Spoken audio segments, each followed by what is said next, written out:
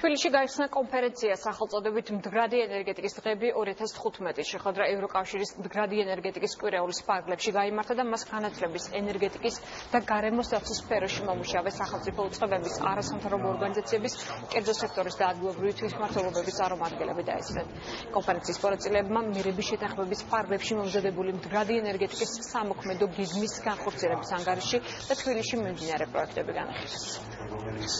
ეს მიმართულება არის ძალიან მნიშვნელოვანი, რომელიც უზრუნველყოფს ენერგოეფექტური ტექნოლოგიების განვითარებას, რომელიც უზრუნველყოფს სითბური აირების ემისიის შემცირებას, რაც საბოლოო ჯამში ცხოვრებისთვის უკეთესი გარემოს შექმნას ემსახურება. მიერების შეთანხმება, როგორც მოგეხსენებათ, ეხება ნახშირორჟანგის ატმოსფერული ემისიების შემცირებას, რაც პირველ რიგში მიიღწევა წიაღისეული რესურსის, ანუ ენერგორესურსების მოხმარების პროცესებით და ჯამში ამ პროცესების ოპტიმიზაციაზე იყო დღეს საუბარი.